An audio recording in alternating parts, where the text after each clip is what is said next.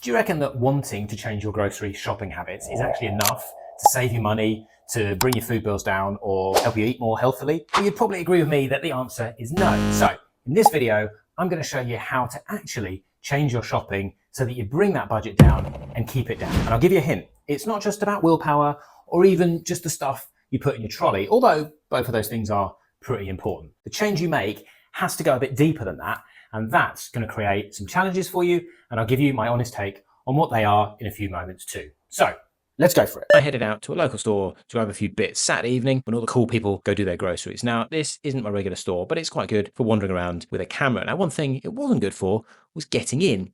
I must have been to, I don't know, I'd say at least 200 grocery stores around the world, and I've never, ever had to move trolleys out of the way just so I could get in the front door. That is pretty special. Anywho, you cannot fail to notice how food prices have gotten a little bit out of hand of late, right?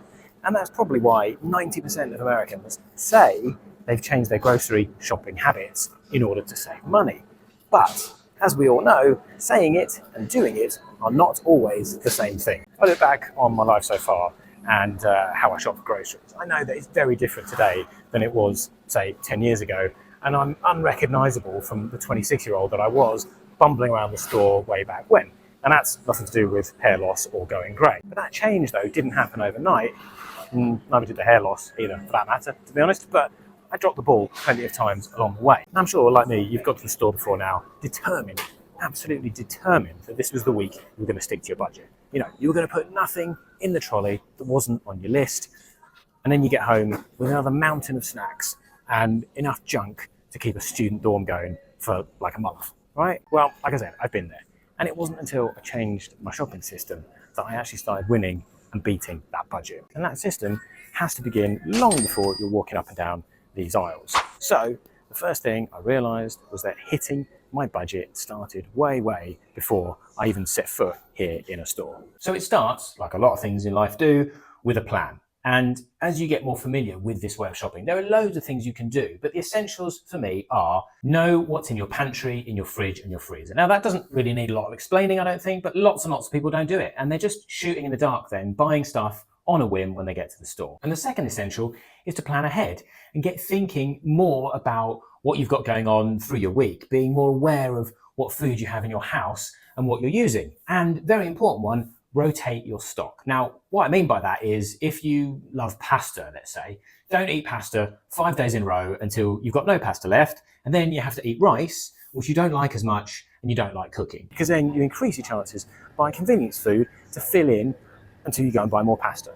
Now, if you don't get this right, everything else is going to fail, okay? It'll be like trying to fill up a leaky bucket. No matter how hard you try, when you get here to the store, you are never ever going to be able to fill that bucket up with money, because you'll be leaking dollars buying things that you didn't need or making extra trips for things that you forgot, and your healthy eating goals will definitely leak out of that bucket too. Now you might ask, will this take more time than you're used to? And the answer is yes, almost definitely.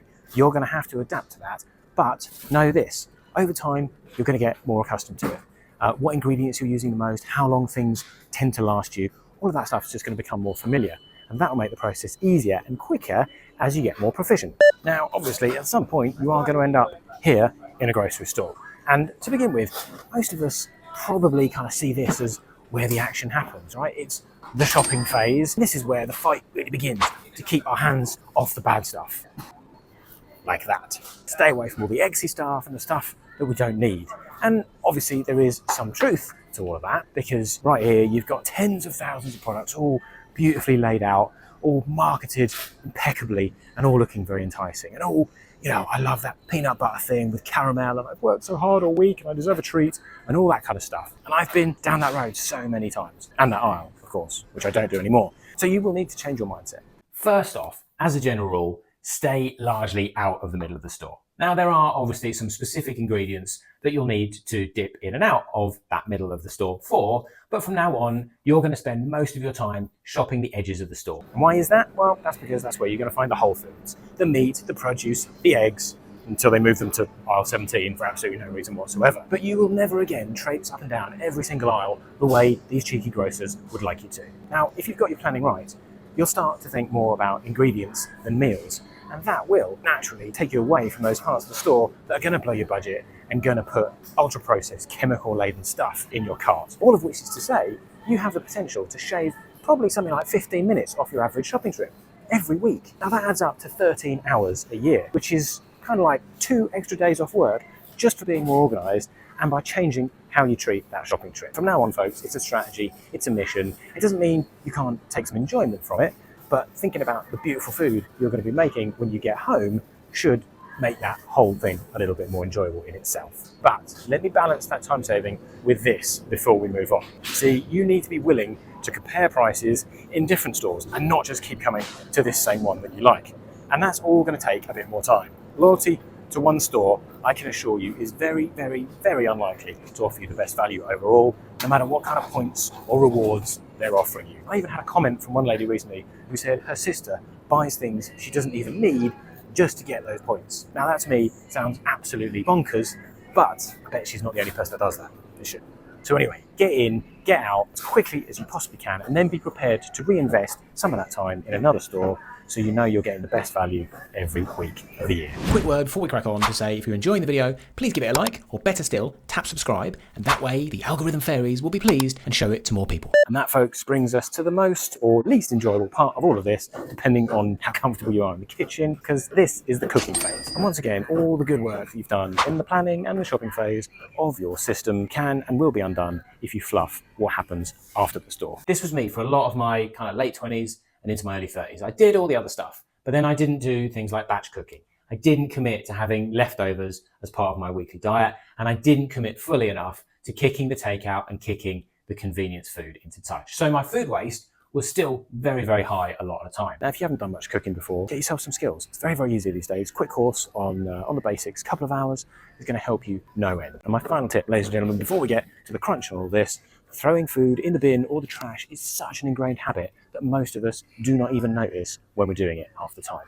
$1,500 worth of food every year is what the average family throws out. Now, until I made really conscious effort to note down every bit of food that I threw out, I had absolutely no sense of what it was worth. After I did that, though, there's no way on earth I could have carried on wasting as much, because now it had a dollar value on it. So I would strongly recommend, whatever else you do, you start to track that from today. Now, the very last point that I want to be really honest with you on is this. The cooking phase is going to be probably where most of the extra time that you invest goes.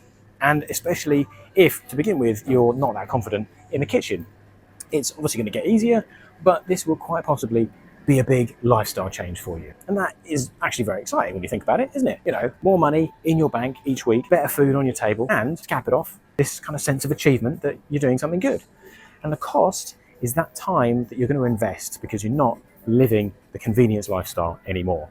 So I think the more you go into that with your eyes open, the less of a kind of shock it's going to be, and the better your chances of success are going to be too. All right, folks, what do you think of my system? Plan, shop, cook.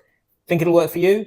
Let me know in the comments. And if you kind of like your stuff written down, why don't you type recap in the comments, and I will look at creating a little sort of PDF summary of the whole thing that you can refer back to. So recap in the comments, and I will get to work. Last but not least, check out this video if you like ways to basically keep your food budget down and your health on the up. Thanks for being here. I hope to see you again soon.